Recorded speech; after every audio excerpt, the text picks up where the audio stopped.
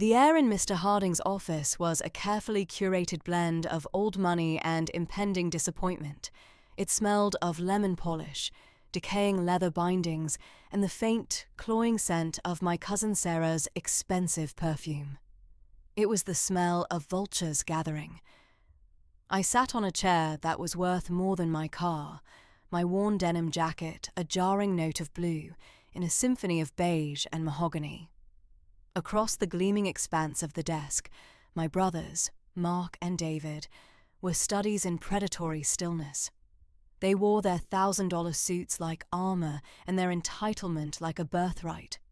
They weren't looking at me, of course. To them, I was a ghost at the feast, a familial obligation to be endured before the real business of carving up the spoils could begin. Mr. Harding, a man who seemed to have been born in a three-piece suit, cleared his throat.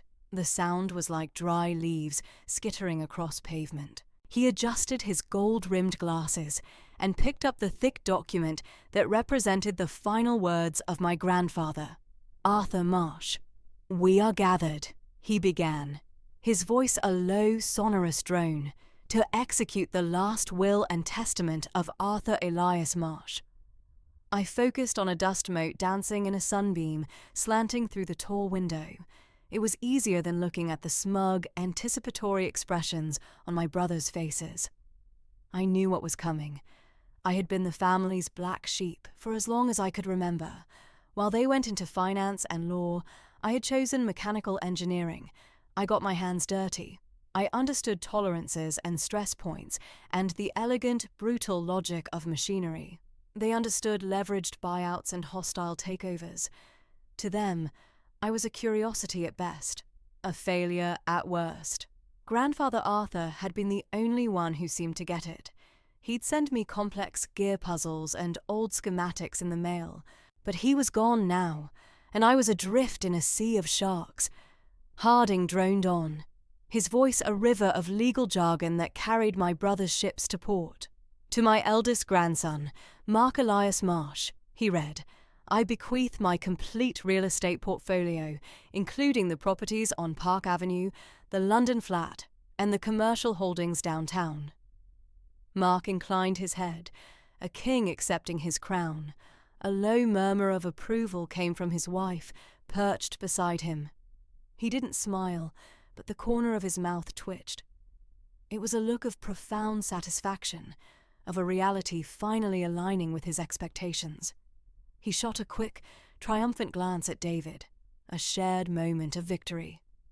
"And to my grandson, David Allen Marsh," Harding continued, turning a page, "I bequeath my entire stock portfolio, held with Sterling and Finch, and the entirety of my private art collection." David let out a slow, controlled breath. The art collection alone was worth a fortune. It contained a small Monet and a Degas sketch that museums had been trying to acquire for decades. He was now not just wealthy, but culturally significant. He smoothed the lapel of his jacket, a gesture of preening that was so characteristic it made my stomach tighten. The brothers, the golden boys, had received their kingdom. Now, all that was left was the jester's portion. All eyes for the first time that day turned to me. Mr. Harding paused. He peered at me over his glasses, and for a fleeting moment, I saw something in his eyes I couldn't quite decipher. It wasn't pity. It was something harder, more clinical, like a scientist observing a specimen before a terminal experiment. "And to my granddaughter," he said, and the words fell into the silent room like stones into a deep well. "Eleanor Sarah Marsh." He paused again, letting the anticipation build, letting the humiliation ripen. David leaned forward, a thin, cruel smile playing on his lips. "Bracing yourself, Lena," he whispered, the sound just loud enough for me to hear. "Maybe he left you his favorite paperweight." Mark chuckled, a low, guttural sound. "Don't be cruel, David. I'm sure it's something practical." "To my granddaughter, Elena," Harding finally continued, his voice devoid of any emotion. I bequeath my 1961 Chevrolet Impala, currently located in the detached garage on the North Shore property. The vehicle is bequeathed as is, where is. Furthermore, the North Shore property itself, Parcel 7B, which consists of the condemned garage structure and the land upon which it sits, is also bequeathed to her, along with all attendant tax liabilities currently in arrears. Silence. A deep, profound, and perfect silence. The dust mote I'd been watching seemed to freeze in its sunbeam. I could feel the weight of their collective stare. A car. A rusted, forgotten car in a condemned building on a worthless sliver of land with back taxes due. It wasn't an inheritance. It was a bill. It was a punchline. Then, the laughter started. It began with David, a sharp, barking sound that echoed off the polished wood. Mark joined in, a deeper, rolling laugh that made his shoulders shake.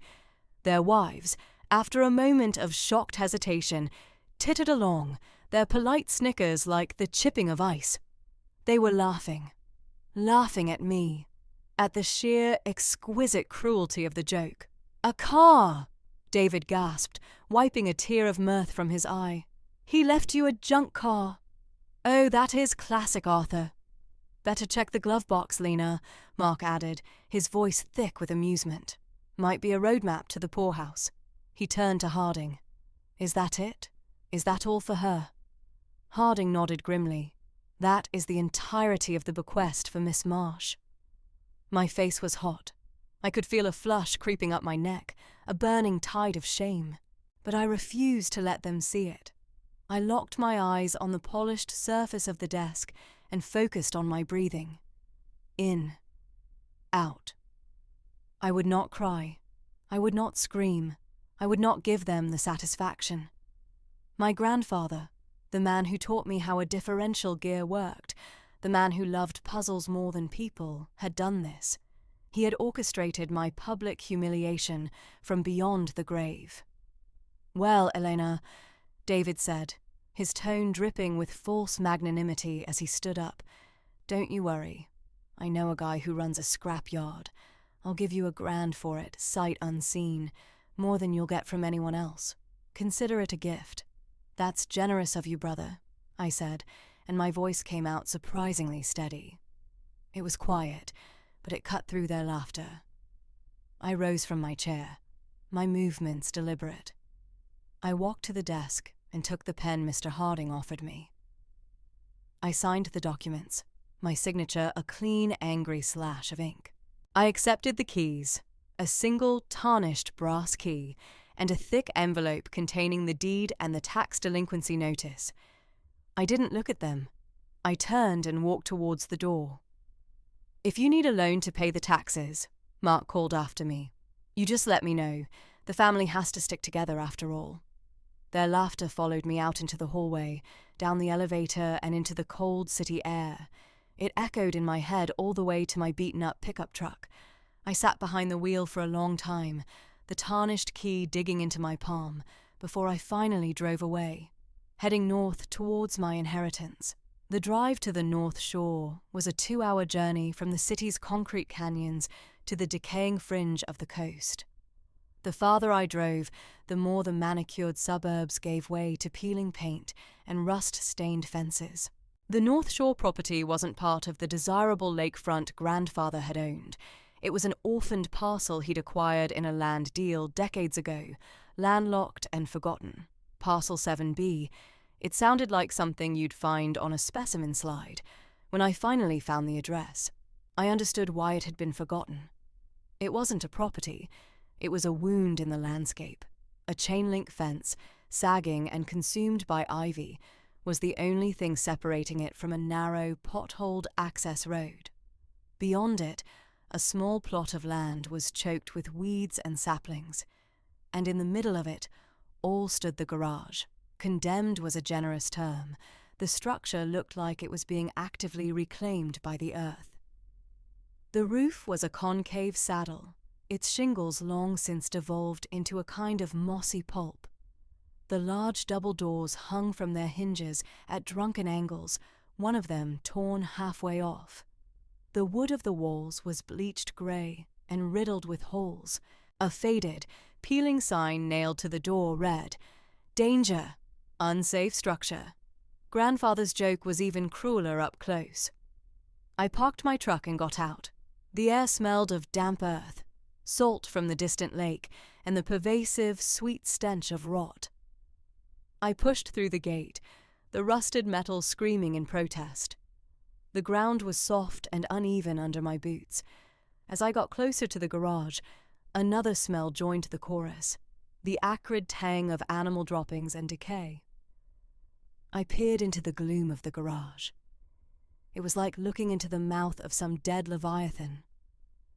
The light struggled to penetrate the grime on the few remaining panes of glass in the windows. It took a moment for my eyes to adjust, and then I saw it. The 1961 Chevrolet Impala. It sat in the center of the dirt floor, a monument to neglect. The iconic red paint was a ghost, a memory clinging to the pocked, rust-eaten metal. It was a cancerous orange, a mottled brown, a leprous white where the primer showed through. All four tires were flat, the rubber cracked and fused to the ground. A thick blanket of dust and cobwebs covered every surface, so dense it looked like a burial shroud. A raccoon had clearly made a home in the back seat at some point. The stuffing was torn out and scattered. I walked around it slowly, my boots crunching on fallen debris. The chrome was pitted and peeling, the iconic triple taillights on one side were smashed, and the windshield was a spiderweb of cracks. This wasn't a classic car, it was a carcass. David's offer of $1,000 was starting to sound genuinely charitable. I pulled on the driver's side door. It resisted, groaning with the sound of rusted metal, then reluctantly opened.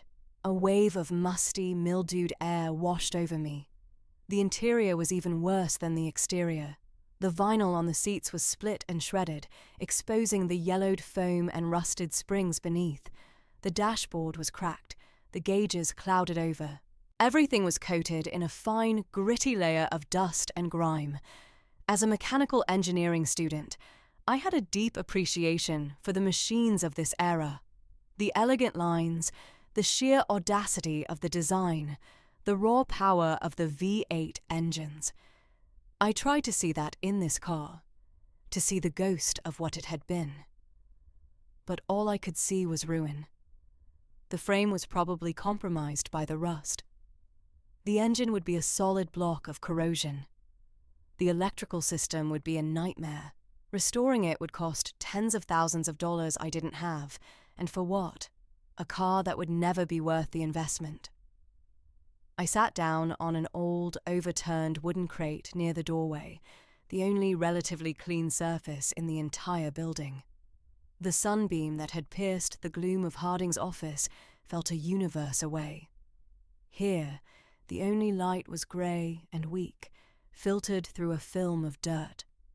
The weight of the last 24 hours finally settled on me. The laughter, the condescending pity, the utter, calculated humiliation of it all. This was my inheritance, a pile of debt and a pile of rust. Grandfather Arthur, the brilliant cryptographer, the master of puzzles, had left me with this, a final, unsolvable riddle whose only answer was failure. I felt a hollow ache in my chest. It was the feeling of being utterly, completely, and irrevocably counted out. My own grandfather had written me off as worthless, and left me a monument to that sentiment. I pulled the tax delinquency notice from my jacket pocket. The number on it made me feel sick. I couldn't possibly pay it. I would have to sell the land to the county for pennies on the dollar just to clear the debt. And the car would go to the scrapyard. David would get his laugh, and I would be left with nothing but the bitter taste of defeat. I almost did it. I almost pulled out my phone right then and there to call the number David had given me, to just be done with it, to crush this symbol of my family's contempt and walk away. It would be an admission of defeat, but at least it would be an end to the torment. But something stopped me. A flicker of defiance, or maybe something else. A memory. Grandfather Arthur, sitting in his workshop, a jeweler's loop in his eye, meticulously reassembling the gears of an old clock. "Everything has a purpose, Elena," he'd told me once, his voice raspy. "Every gear, every spring, every screw. Nothing is random. You just have to be smart enough to see the design. Nothing is random." I stood up and walked back to the car, a strange new energy coursing through me. I wasn't looking at it as a car anymore. I was looking at it as a system, a machine, a puzzle designed by a master puzzle maker. I ran my hand along the fender, feeling the rough texture of the rust under my fingertips. I looked past the decay and tried to see the design. I opened the passenger door, which screeched even louder than the driver's side. I brushed away the thickest layer of dust from the dashboard. The symmetry of it was beautiful, a classic of mid-century design. Everything was balanced, the two large dials of the speedometer and the fuel gauge, the chromed knobs, the long, sleek lines. It was all deliberate. My eyes drifted downwards, to the floor. The transmission hump ran down the center as it should. The floor on the driver's side was covered in debris, but it looked right. A flat plane of steel. Then I looked at the passenger side, and that's when I saw it. It was subtle, so subtle that anyone else would have missed it. Anyone not trained to look for imperfections, for deviations from the blueprint. Anyone who wasn't an engineer. The floorboard on the passenger side. It was wrong. It wasn't flat. It sat higher than the driver's side. Not by much. A few inches maybe. But in a mass-produced automobile, a marvel of post-war manufacturing precision, a 3-inch discrepancy in the floor was not a flaw. It was an impossibility. My heart started to beat faster. A slow, heavy thud in my chest. I knelt, my knees pressing into the grimy floor mat. I knocked on the driver's side floorboard. It made a hollow, resonant thud. The sound of thin sheet metal. Then I knocked on the passenger side. It was a dull, solid thunk. The sound of something thick, something solid, something that had no business being there. I scrambled back to my truck and grabbed the small toolkit I always carried. I returned to the car with a tape measure. I measured the distance from the door sill to the floor on the driver's side. 12 inches. I measured the same spot on the passenger side. 9 inches. 3 inches. A 3-inch difference. My grandfather was a cryptographer for the NSA during the Cold War. He spent his life creating and breaking codes, building systems of logic so complex they could hide the world's most dangerous secrets. He was a man obsessed with precision, with tolerances measured in microns. He would never own a car with a 3-inch manufacturing defect. He would have seen it as an insult to the laws of physics, unless it wasn't a defect, unless it was a feature. Adrenaline, sharp and electric, surged through me, washing away the despair. This wasn't a car. It was a safe. A Trojan horse made of rust and neglect. It was a puzzle box, and its camouflage was my family's contempt. They would see a worthless piece of junk, something to be disposed of as quickly as possible. They would never look closer. But he knew I would. He knew I would see the anomaly. He was counting on it. I used the edge of a screwdriver to pry up the rotten rubber mat on the passenger floor. Underneath, instead of the expected stamped steel floor pan, was a thick, flat metal plate. It was bolted down, and the bolts were wrong. They weren't the standard hexagonal bolts you'd find on a car from this era. They weren't Phillips or flathead or any other common fastener. They had a strange, star-shaped pattern I'd never seen before, and more importantly, while everything around them was caked in 60 years of rust and grime, the bolts themselves were clean, a dull, matte grey, with no hint of corrosion. I touched one. It was cool and smooth. I knew that material. I'd worked with it in one of my advanced materials labs at the university. Titanium. Aerospace-grade titanium alloy. My breath hitched. titanium bolts on the floor of a 1961 Chevrolet. It was the most gloriously, beautifully absurd thing I had ever seen. The puzzle was real, and I was going to solve it. Getting through those bolts became my singular obsession. They were custom-made, designed not to be unscrewed, but to resist any attempt to do so. A standard wrench wouldn't fit. A socket wouldn't grip. They were a declaration of defiance, a challenge from my grandfather. You want what's inside? You'll have to earn it. For the next 2 days, the condemned garage became my workshop. I drove back and forth to my university, borrowing tools from the engineering lab, signing them out under the pretext of a personal project. I brought back a heavy-duty angle grinder, a set of diamond-tipped cutting wheels, a generator for power, and safety gear. The work was brutal. The garage was either freezing in the morning or suffocatingly hot in the afternoon. I wore a respirator to protect my lungs from the dust and metal particles, and thick leather gloves to protect my hands. The generator roared to life, shattering the peaceful decay of the place. I started on the first bolt. I pressed the spinning disc of the grinder against the titanium head. A shower of brilliant white sparks erupted, illuminating the dark interior of the car. The sound was deafening, a high-pitched scream of tortured metal that echoed off the flimsy walls of the garage. Titanium is notoriously difficult to cut. It's strong, light, and has an incredibly high melting point. It's used for jet turbines and spy planes for a reason. Each bolt head was a battle. I worked for hours, my arms aching, my body covered in a fine layer of grime and metal dust. Sweat dripped into my eyes, stinging. I had to stop every few minutes to let the grinder cool down. But with each shower of sparks, with each millimeter of progress, the feeling grew. It was a feeling of connection, a conversation across time with my grandfather. He had built this fortress, and I was dismantling it, using the very skills he had encouraged in me. One by one, the bolt heads sheared off. Each one fell to the floor with a satisfying clink. There were 8 in total. On the evening of the second day, drenched in sweat and utterly exhausted, I ground through the last one. The screaming of the grinder died, and the sudden silence was almost as loud. I took a deep breath. This was it. I wedged a long crowbar under the edge of the thick metal plate. I put my weight into it, and my muscles screamed in protest. The plate resisted. It was heavier than steel, much heavier. I repositioned the crowbar, found better leverage, and pushed down with everything I had. There was a low groan, a scraping sound of metal on metal. The seal, whatever it was, broke with a faint hiss. The plate lifted a fraction of an inch. I worked the crowbar around the edges, slowly, carefully, prying it up. It was incredibly heavy, and I realized it wasn't just a plate. It was a lid. Finally, I got it high enough to get my fingers underneath. I braced myself and lifted. The plate came free.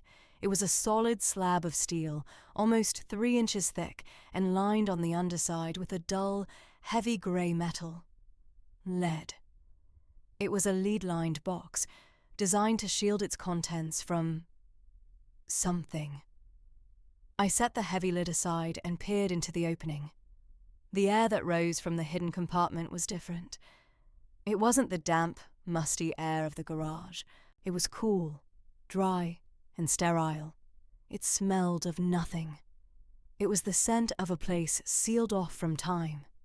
Inside, nestled in perfect, custom-cut black foam, were several objects. They were pristine, untouched by the decay that had consumed everything around them. There were 2 large, rectangular parcels wrapped in thick, oiled canvas. Beside them lay a thick, leather-bound ledger, and next to that, arranged in a neat row, were 6 wristwatches. My hands were trembling as I reached in. I touched one of the watches. It was a Rolex, an old one, with 3 subdials on its face. The light from my work lamp glinted off the polished steel. It felt cool and solid in my hand. I recognized it from books and articles. It was a Daytona, the kind collectors called a Paul Newman. It was a legend. I looked at the others. a Patek Philippe Calatrava, a 1950s Vacheron Constantin, an Audemars Piguet. These weren't just watches, they were museum pieces. Each one was a small mechanical miracle, a work of art worth a fortune.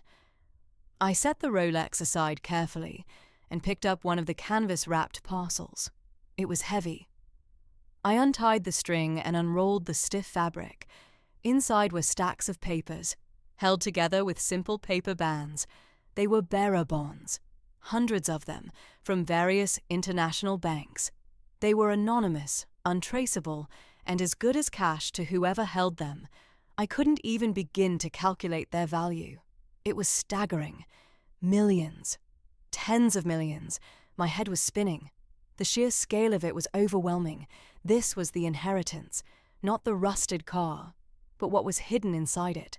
A king's ransom, secreted away in a place no one would ever think to look. But the real treasure, the real key to everything, was the ledger. I lifted it from its foam cradle. The leather was supple and dark, the kind that feels alive in your hands. There was no title on the cover. I opened it. The pages were thick, high-quality vellum, filled with my grandfather's handwriting. It was a precise, angular, almost cryptographic script that I knew so well from his letters.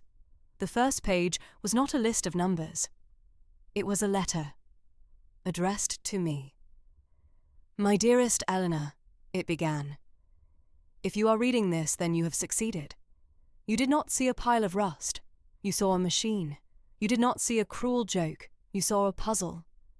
You did not accept the world as it was presented to you. You looked closer. For that, I am more proud than you can ever know." Tears I had refused to shed in Harding's office began to well in my eyes, blurring the elegant script. I wiped them away with the back of my grimy hand and kept reading. "Your brothers, I'm afraid, see the world only in terms of its market value. They see assets to be liquidated, companies to be stripped. They cannot see the engine for the price tag. They are blind to the mechanics of things, and that blindness is a weakness I could no longer abide. I left them a fortune, yes, but it is a hollow thing, a house of cards built on a rotten foundation. I left you a burden, but within that burden, I left you the truth and the tools to claim what is rightfully yours." The letter went on to explain the car, the titanium bolts, the lead lining. It was a Cold War design, a method for transporting sensitive materials without detection. He had built it himself, years ago, as a personal challenge. The watches and the bonds were my reward. "Seed money," he called it, "for the war that is to come. Use it to secure your position, Elena, because you have not just inherited a fortune. You have inherited a fight." I turned the page. The rest of the ledger was not a letter. It was a meticulous, detailed record. Dates, names, account numbers from Swiss banks, transaction records. It was a diary of a crime. At the top of the page, one name stood out, written in my grandfather's clear, unforgiving hand, Mr. Robert Harding. The story unfolded in the precise, emotionless language of a cryptographer's report. In the mid-1980s, Grandfather had been a consultant for a government task force investigating financial crimes. His job was to trace the flow of illicit money being laundered by foreign intelligence agencies. And at the center of that web was a brilliant young lawyer named Robert Harding. Harding's specialty was creating labyrinthine corporate structures, shell companies within shell companies, designed to make dirty money disappear and reappear clean. Harding was never caught. He was too clever. The investigation was shut down for political reasons, and he walked away. But my grandfather never stopped digging. This ledger was his private investigation, the evidence he had compiled on his own. It was the smoking gun, the one thing that could destroy Robert Harding. And then came the final chilling piece of the puzzle. Grandfather's letter explained that Harding had been his estate lawyer for 30 years. Harding knew about the ledger. He didn't know where it was, but he knew it existed. He lived in terror of it. When my grandfather died, Harding saw his chance. He had drafted the will. He had engineered the entire scenario. He gave my brothers their vast, glittering inheritances, and he gave me the car. He knew my financial situation. He knew my brothers would mock me. He banked on my humiliation. He assumed I would be so disgusted, so defeated, that I would call a scrap yard and have the car, and the ledger hidden within it, crushed into an anonymous cube of metal. It was the perfect crime. He would use my own despair to destroy the only evidence that could send him to prison for the rest of his life. I sat back on my heels in the dusty, cramped interior of the Impala, the leather ledger open on my lap. The air in the garage was thick with the smell of rust and oil, but all I could feel was a cold, clear, Arctic rage. Harding hadn't just been a bystander to my humiliation. He had been its architect. My grandfather hadn't been playing a joke on me. He had been giving me a weapon. The final sentence of his letter burned in my mind. Justice, my dear, is a mechanism. You just need to find the key. And you, Elena, have always been brilliant with keys. I closed the ledger. The fight was on. My first move was not one of passion, but of precision. Grandfather had taught me that the most complex systems are defeated not by brute force, but by applying pressure to a single, critical point. Mr. Harding was the critical point. I didn't go to the police. The ledger was 30 years old, the crimes complex and international. It would get bogged down in jurisdictions and bureaucracy, and Harding was a master at exploiting those systems. No, I had to move like he did, quietly, quickly, and with overwhelming leverage. I spent the next day planning. I took the Vacheron Constantin watch, the least recognizable but still immensely valuable, and flew to New York. I found a private dealer who worked with discreet clients. He examined the watch with a loupe, his eyes widening almost imperceptibly. He didn't ask questions. An hour later, I walked out with a wire transfer receipt for $200,000 to a new bank account I had opened under a freshly created LLC. Grandfather's seed money was now liquid. With that money, I hired a 2-man security team, both ex-Special Forces. Their first job was to move the Impala. Under the cover of darkness, they brought a flatbed truck to the North Shore. The rusted hulk was carefully winched up, covered, and transported to a secure, climate-controlled storage facility, the kind used by collectors of priceless art. The bonds, the watches, and the ledger were no longer sitting in a derelict garage. They were in a vault. Next, I paid the back taxes on Parcel 7B. The clerk at the county office looked at me with a mixture of pity and confusion as I handed over a cashier's check. The worthless piece of land and its condemned garage were now mine, free and clear. It was a small victory, but it was the first tile in a mosaic of revenge. Then, I hired my own lawyer. Not a slick estate attorney like Harding, but a shark. A woman from Washington, D.C., who had spent a decade as a federal prosecutor, targeting international financial fraud. I showed her a single, redacted page from the ledger. She read it, her expression unreadable, and then looked up at me. "What do you want?" she asked. "Everything," I said. Together we crafted the attack. It was beautifully simple. We set up what she called a logic bomb, a dead man's switch. I took a high-resolution digital photograph of a single page of the ledger, a page that explicitly detailed Harding's role in creating a shell corporation used to launder money, complete with an account number at a now-defunct Swiss bank. I composed an email. The recipient was Robert Harding's private, encrypted email address. The subject line was just the account number from the photograph. The body of the email contained only the image of the ledger page and a single line of text. "You have 48 hours. We created a dead man's switch tied to the email.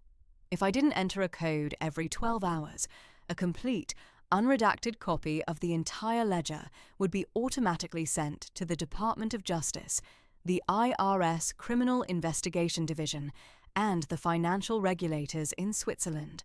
My new lawyer delivered the terms of surrender to Harding's office via a secure courier.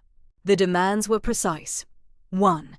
An immediate, irrevocable transfer of the main North Shore estate, the valuable lakefront property, with the beautiful house that my brothers had assumed was part of their portfolio, into my name. It was legally a separate entity, and Harding, as executor, had the power to do it. 2. He would file a series of amendments to the probate court, citing accounting irregularities and previously undiscovered liabilities tied to my brothers' inheritances. These amendments would effectively freeze and then gut their newfound fortunes, exposing the assets as shells and collateral for debts he himself had created. He would undo their inheritance, and he would do it legally, using the very corporate structures he had designed. He would, in essence, have to sacrifice my brothers to save himself. I knew he wouldn't hesitate. I sent the email and waited. The panic on the other end must have been immediate and absolute. For Harding, it was a ghost from the past kicking down his door. The proof he thought was gone forever was on his screen. He didn't know who I was or how I got it, only that his life was over if he didn't comply. He couldn't go to the police. He couldn't hire a thug. He was trapped in a puzzle box of his own making. The first confirmation came 24 hours later, an email from my lawyer. The deed to the North Shore lakefront estate had been signed, sealed, and filed. It was mine. The house, the boathouse, the acres of pristine shoreline. All of it. The next day, the probate amendments were filed. Mark's real estate empire was revealed to be a collection of over-leveraged properties owned by a shell corporation with massive, undeclared pension liabilities. He wasn't a millionaire. He was bankrupt. He just hadn't known it yet. David's art collection. Most of it had been used as collateral for a series of loans Harding had arranged, and the creditor was now calling in the debt. The collection was seized. Their fortunes, which had seemed so solid and vast in that mahogany-lined office, evaporated into mist. It had all been an illusion, a magic trick, and I had just pulled back the curtain. I spent the next few months securing my own position. I had the watches authenticated and appraised. The Paul Newman Daytona alone was valued at over $3 million. I arranged for it to be the centerpiece of a major auction in Geneva. The bearer bonds were slowly and carefully converted into legitimate, traceable assets through a Swiss trust my grandfather had established years ago, waiting for this exact moment. And I began to rebuild. I hired an architect and a construction crew.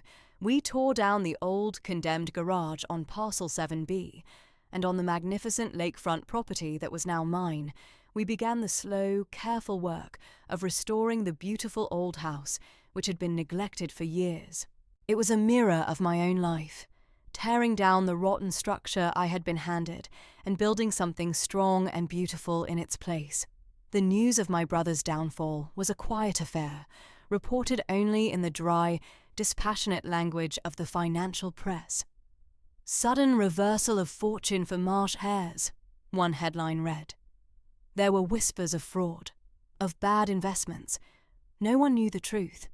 They simply fell from grace, their fall as swift and silent as their rise had been loud and arrogant. I didn't hear from them for almost 6 months. I didn't expect to. But one crisp autumn afternoon, as I was standing on the porch of the half-renovated house, looking over the slate-grey water of the lake, a beat-up sedan I didn't recognize crunched up the gravel driveway.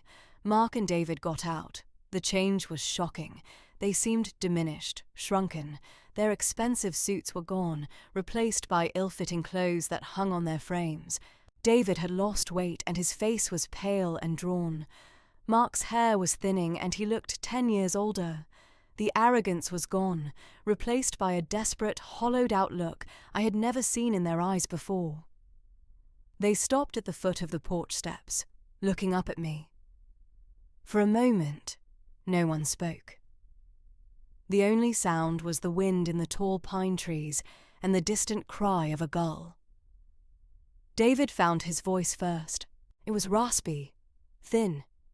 "You," he said, pointing a trembling finger at me. "You did this. This was you." Mark put a hand on his brother's arm. "David, stop." He looked at me, his eyes pleading. "Elena, we don't understand what happened. Everything is gone. The lawyers, the accountants, they say it's all tied up in debt, in fraud. Harding is gone, disappeared."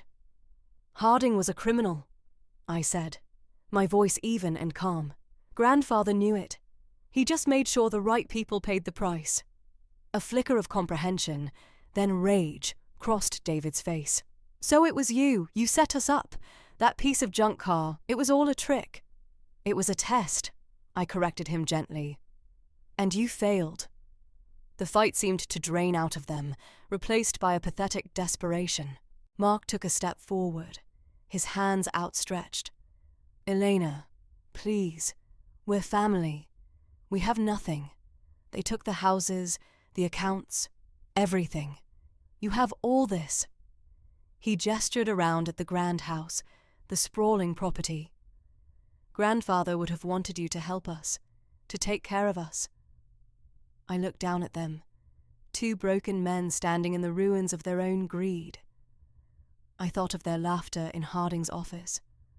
I thought of their sneering faces, their casual cruelty. I thought of David's magnanimous offer. I let the silence hang in the air for a long moment before I spoke. "You're right, Mark," I said, my voice soft but carrying the cold weight of iron. Family should help each other out, and I seem to recall a very generous offer being made to me when I had nothing. I looked past them, at the sad, dented sedan they had arrived in. "I'll give you $1,000 for your car," I said. "It seems like you could use the money." Their faces crumpled. David's rage dissolved into speechless disbelief. Mark just stared, his mouth opening and closing with no sound coming out. They finally understood. There would be no help, no pity, no rescue. They were standing at the door of the future, and it was closed to them. I didn't wait for a reply.